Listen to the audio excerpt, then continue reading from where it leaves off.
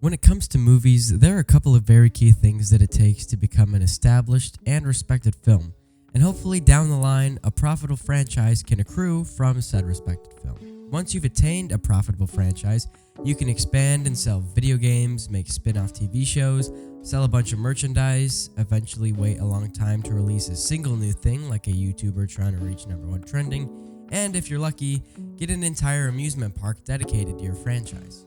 If there's one franchise that's done this best, it's Star Wars. Back in 1977, movie fans were treated with one of the coolest and freshest films that cinema has ever offered. Star Wars gave people an inexplicable connection with the film. This film relied heavy on creating a new world to be explored, like creatures and planets and stuff like that, and made moviegoers wonder what life would be like to live in the Star Wars universe. And this massive success did not go unnoticed, and creating a new and immersive world that could build up enough buzz to fund an entire saga was something that a lot of studios also wanted to capitalize upon. And as we all know the saying, with every masterpiece comes its cheap copy. And if there's any company that's always been exceedingly money hungry, it's the Walt Disney Company. Thus came Disney's copy of Star Wars known as 1982's Electronic, or just Tron. A fun play on words in a movie that transports people into a world where you are in a computer program. Isn't that such a crazy and wacky concept? You being in a computer program? Anyway, props to Disney on this one though. Back in 1982, it was an interesting concept for the film, but here's the problem. The problem was, the film wasn't Star Wars. Not really in the literal sense of it not being a Star Wars film, but since it had the same goal and flopped instead of becoming a massive success, we can easily pinpoint the things that were at fault for this movie that was all about world building inside of a computer. Here are some of the problems. 1. It's a hard movie to watch. The main reason for this are special effects. It's probably not a stretch to say that the team working on this movie bit way more off than was even fathomable to chew at the time. It was a time before 3D rendering, where 3D aspects of the film are pretty much the main focus. The world in the computer is so bland and exceedingly hard to look at. Back in the day, I'm sure the effects were mind-blowing, but the effects did not age well. All the people look super bad and grainier than usual, the light effects are boring, and the animation is the worst part. There's one small chase scene with the recognizer where I didn't mind the visuals, and it was at least fun to watch, but other than that, I couldn't wait for Kevin Flynn to escape the simulation and I could get back to at least regular 1982 camera footage. Number 2. The movie also doesn't have the proper world building that Star Wars had.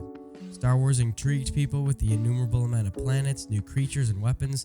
What does Tron have? Tiny lacrosse sticks that are used to throw light discs at each other. The worst part about that? We hardly even get to see it. Flynn doesn't even win the light disc match. He just runs away. The characters are also confusing. There's a counterpart to each of the 3 main characters in this thing, and it's really hard to tell what's going on and what the characters know and don't know. Out of all 3, Alan's program Tron is my favorite, but he ends up being the hero in the end. But all the characters are all kind of bland.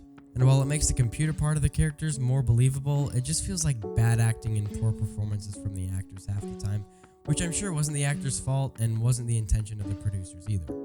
3.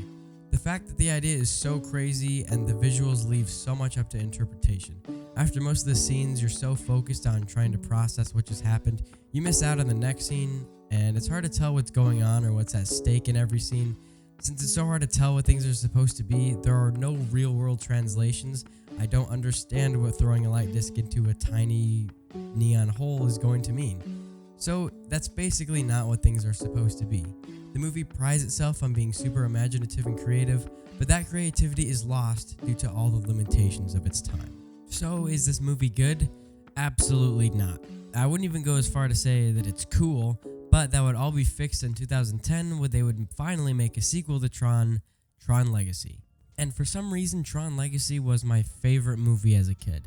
And I mean my favorite movie as a kid. I had this sucker on Blu-ray and I would watch it every single Sunday night.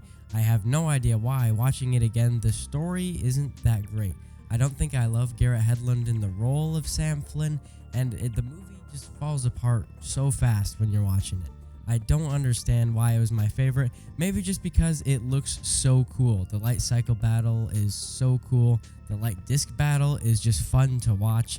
None of the movie is good storytelling wise, mostly because they have to deal with a lot of exposition.